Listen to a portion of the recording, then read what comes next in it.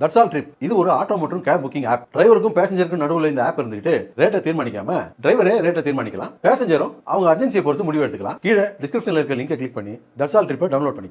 திறமையற்ற முதலமைச்சர் ஸ்டாலின் ஆட்சியில் தமிழகம் தலைதொங்கி காட்சியளிப்பதாக அதிமுக பொதுச் செயலாளர் எடப்பாடி பழனிசாமி கடுமையாக விமர்சனம் செய்துள்ளார். சென்னை ராயப்பேட்டையில் உள்ள அதிமுக தலைமை அலுவலகத்தில் செய்தியாளர்களை சந்தித்த அவர் அதிமுகவின் 2ஆம் கட்ட தேர்தல் வாக்குறுதிகளை வெளியிட்டார்.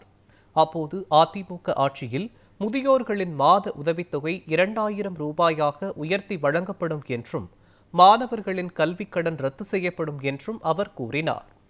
தமிழகத்தில் எல்லா குடும்பங்களுக்கும் ஆண்டிற்கு 3 இலவச கேஸ் சிலிண்டர்கள் வழங்கப்படும் என்றும் அதிமுகவின் தேர்தல் வாக்குறுதிகள் அடுத்தடுத்த வெளிப்படும் என்றும் எடப்பாடி பழனிசாமி குறிப்பிட்டார். அதிமுக மீதான தவிக தலைவர் விஜயின் விமர்சனத்திற்கு பதிலளித்த அவர் ஒன்றுமே தெரியாதவராக விஜய் இருப்பதாக விமர்சித்தார். பொதுவெளிக்கு விஜய் வர வேண்டும் என்றும் அப்போதுதான் அவருக்கு என்ன நடக்கிறது என்பது தெரியும் என்றும் எடப்பாடி பழனிசாமி கூறினார். தொடர்ந்து பேசிய அவர் தமிழகத்தில் பாலியல் வன்கொடுமை நடைபெறாத நாளே இல்லை என்று குற்றம் சாட்டினார். திறமையற்ற முதலமைச்சர் ஸ்டாலின் ஆட்சியில் தமிழகம் தலைதொங்கி காட்சியளிக்கிறது என்றும் எடப்பாடி பழனிசாமி விமர்சித்தார்.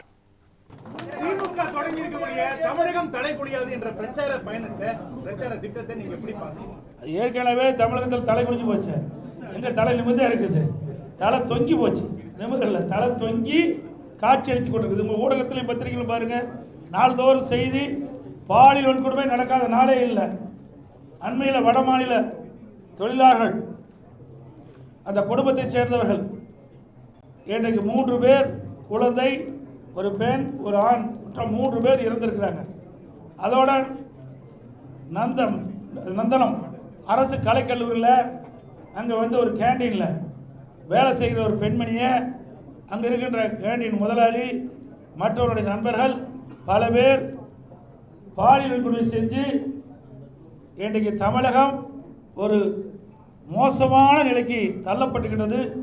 இதைத்தான் நான் சொன்னேன். தலை நிமிர்ந்து இல்ல, தலை குனிஞ்சு போய் தொங்கி போயாச்சு.